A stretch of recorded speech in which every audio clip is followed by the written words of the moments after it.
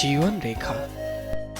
नमस्कार, मैं हूँ रश्मि चंद्र और आपका बहुत बहुत स्वागत है हमारे इस हेल्थ रिलेटेड प्रोग्राम जीवन रेखा में। जीवन की रेखा तभी चल सकती है जब हम स्वस्थ हो, और हम स्वस्थ तभी हो सकते हैं जब हमारी पांचों इंद्रियां स्वस्थ होगी। ये पांचों इंद्रियां हमारे शरीर की महत्वपूर्ण अंग होती है। हमारे शरीर के किसी भी एक अंग को अगर तकलीफ होती है तो इसका असर हमारे दूसरे अंगों पर भी पड़ता है। जी हाँ, आज हम बात करेंगे नाक, कान और गले के बारे में, और इन सब पर तमाम जानकारी देने के लिए आज हमारे स्टूडियो में मौजूद है ENT specialist doctor Sanjeev Kumar. तो चलिए हम बात करते हैं डॉक्टर संजीव कुमार से। डॉक्टर साहब, आपका बहुत बहुत स्वागत है हमारे इस कार्यक्रम जीवन रेखा में। धन्यवाद।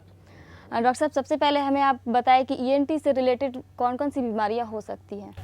नाक कान गले से रिलेटेड बहुत सारी समस्याएं हैं जिसका निदान होना बहुत ज़रूरी है। उनमें कान से रिलेटेड जो बहुत कॉमन समस्या है उसमें कान में दर्द होना, कम सुनाई देना या कान से मवाद आना, पेशेंट को कभी कभी चक्कर आना, या फिर कान में कभी कभी भारीपन का होना। ये सब समस्याएं हैं जो कान से रिलेटेड हैं, जिसमें कुछ समस्याएं हैं जो कि आफ्टर बर्थ ही शुरू हो जाती है, कुछ बाय बॉर्न होती है जी, और कुछ लेट ऑनसेट होता है, जैसे चक्कर आना। ये सब समस्याएं बाद में ओल्ड एज में शुरू होती हैं। जी, नाक से जो संबंधित समस्याएं हैं उसमें अत्यधिक सर्दी होना, अत्यधिक छींक आना, नाक से पानी आना, जो कि बाद में साइनोसाइटिस का रूप ले लेती है, जिसमें सारे साइनसेस जो हैं वो इफेक्ट हो जाते हैं। और सारी जो समस्याएं हैं जैसे नाक से खून का आना, सांस लेने में परेशानी होना, या फिर अत्यधिक गले में खराश होना, उसका भी समस्या उस समस्या का भी कारण कभी कभी नाक ही होता है।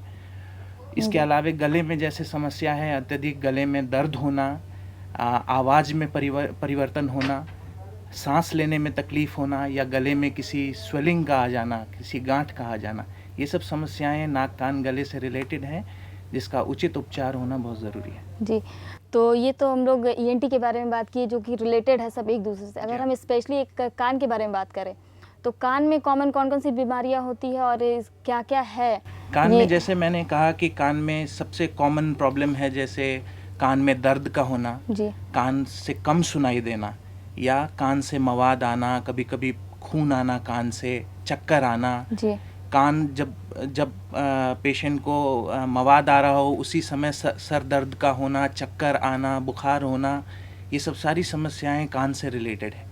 जी। तो ये कान से जैसे आपने कहा कि मवाद आना, पस निकलता है, क्यों निकलता है, क्या रीज़न है? ये पस निकलने का बहुत सारा कारण है।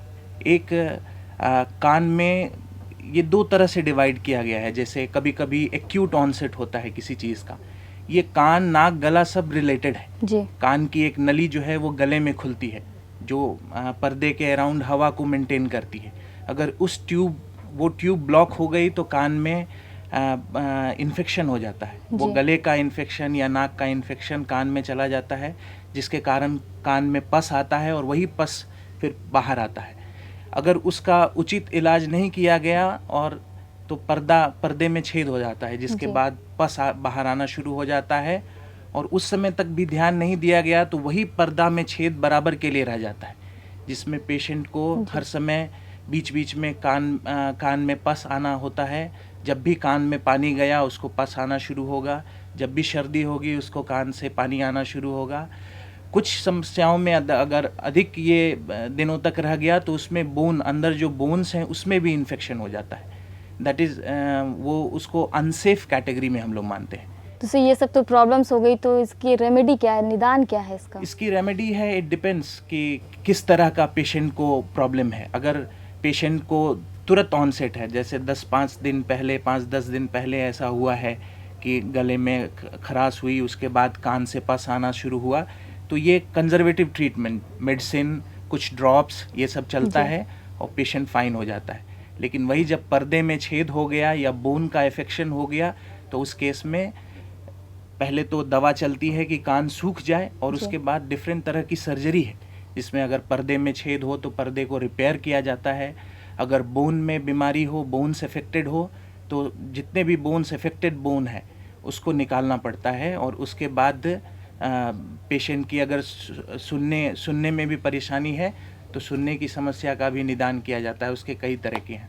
जी, अगर हम बात करें फुंसी की, कान में फुंसी हो जाते हैं तो उसके लिए हम क्या करेंगे? कान में फुंसी होने का बहुत सारा कारण है, कारण पे डिपेंड करता है। जैसे बहुत सारे लोगों को आदत होती है कान साफ करने की, उसमें जी। भी वो लोग स्टेराइल सामान यूज़ नहीं करते हैं, तो कभी चोट लग गई कान में तो वो घाव का रूप ले लेता है।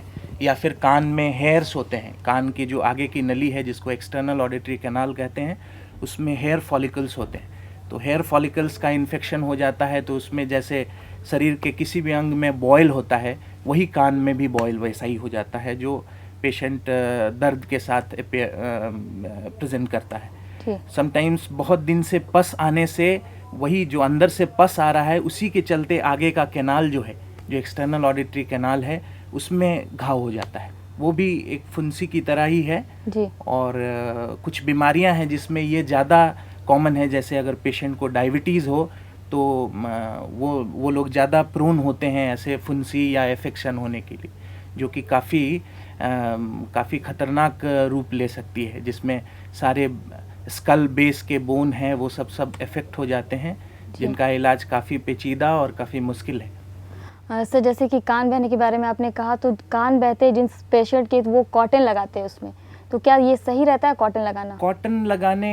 कॉटन लगा सकते हैं, इतना उनको ध्यान देना है कि कान में पानी ना जाए। कभी भी पानी, तेल ये सब डालने की लोगों को टेंडेंसी होती है। जी। तो डॉक्टर की उचित सलाह लेनी है, उनसे जान लेना है, समझ लेना है कि क्या उनको बीमारी है, और उसके बाद कभी भी कोई भी चीज़ यूज़ करनी है जो मतलब स्टेराइल हो, ऐसी चीज़।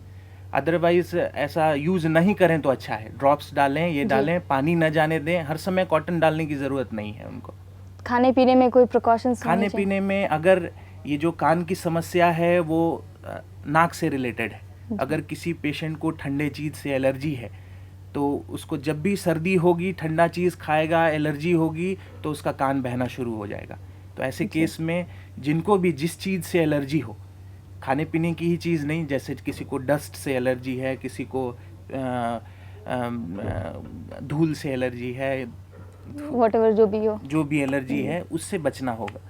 तब वो सर्दी नहीं होगी तो कान सूखा रहेगा। कान सूखा होने के बाद उसका प्रॉपर इलाज होना ज़रूरी है। जी। प्रॉपर इन द सेंस कि कभी लोगों को लगता है कि कान बहना बंद हो गया मतलब उनकी बीमारी ठीक हो गई, लेकिन जब भी कभी कान के पर्दे में छेद हो तो ये ज़रूर सिक्योर कर लेना है कि प्रॉपर इलाज हो। कान सूखने के बाद बाय द वे अगर पर्दे में छेद रह भी जाता है तो वो बहरापन उनका बढ़ता रहेगा।